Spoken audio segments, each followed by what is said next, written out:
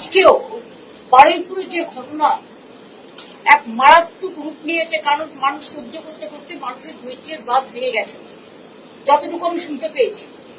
কারণ আমি কোনোদিন জীবনে কোনো দাঙ্গা হাঙ্গামা করার পছন্দ করি না এবং করিনি।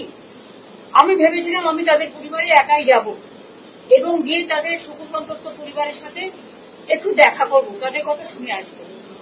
কিন্তু দেখুন, আমার বাড়ির সামনে থেকে একেবারে সমস্ত রাস্তা মোড়ে মাথা থেকে আমার বাড়ি পর্যন্ত রুটমার্চ হচ্ছে এবং পুরোপুরি প্রায় 1000 পুলিশ, সিআরপিএফ থেকে শুরু করে আরো সমস্ত পুলিশ সবাই মিলে সেখানে জমায়েত হয়েছে।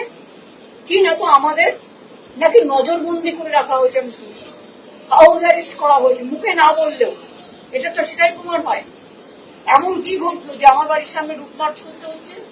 এখানে তো কোনো 144 নেই। এমন কি ঘটলো যে এখানে সিআরপিএফ থেকে শুরু করে একেবারে আরপিএফ থেকে শুরু করে একেবারে আইবি থেকে শুরু করে এসবি থেকে শুরু করে সিআইডি থেকে শুরু করে ডিফারেন্ট টাইপের পুলিশ মোবিলাইজেশন করা হয়েছে? কেন? আমরা কি চোর না ডাকাত? না আমি জীবনে কোনোদিনও দাঙ্গা করেছি? যখনই যেখানে মানুষ বিপদে পড়েছে, এমনকি যেটা নিয়ে আমাদের সকল মানুষ দিন রাত জেগেছে, আমিও কিন্তু মিছিল করেছি, প্রতিবাদ মিছিল, এবং সঙ্গে সঙ্গে আমি তার বাবা মার সাথে কথা বলেছিলাম, তাদের বাড়িও গিয়েছিলাম।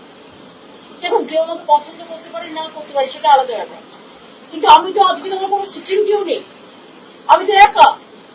তাহলে আপনাদের আমাকে নিয়ে এত চিন্তা কেন? আপনারা আমাকে বেরোতে দিচ্ছেন না কেন? আমাকে নিয়ে এত ভয় কেন? আমাকে নজরবন্দি করে রেখেছেন কেন? যদি সত্যি করে থাকে নজরবন্দি, নোটিফিকেশন ইস্যু করুন।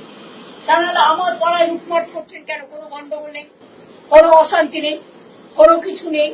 আপনারা কেন এত পুলিশ মোবিলাইজেশন করেছেন? ইভেন এটাও ভুলে গেছেন শিষ্টাচার। রাতের বেলায় এত পুলিশ মোবিলাইজেশন করে রেখে দিয়েছে। আমি জানি না আপনারা কি চান। আর্টিকেল 14 থাকবে না, আর্টিকেল 19 থাকবে না, আর্টিকেল 21 থাকবে না, শুধু আপনারা একাই থাকবেন আর এক পক্ষ থাকবেন। অন্য পার্টি গেলে সাতকুল মাপ, আর আমার বেলায় তৃণমূল ধাপ, বন্ধ ধাপ। শুনুন, আমরাই অরিজিনাল তৃণমূল কংগ্রেস, তো তাই আমাদের ভয় পায়, গদ্দারদের ভয় পায় না, বেঈমানদের ভয় পায় না।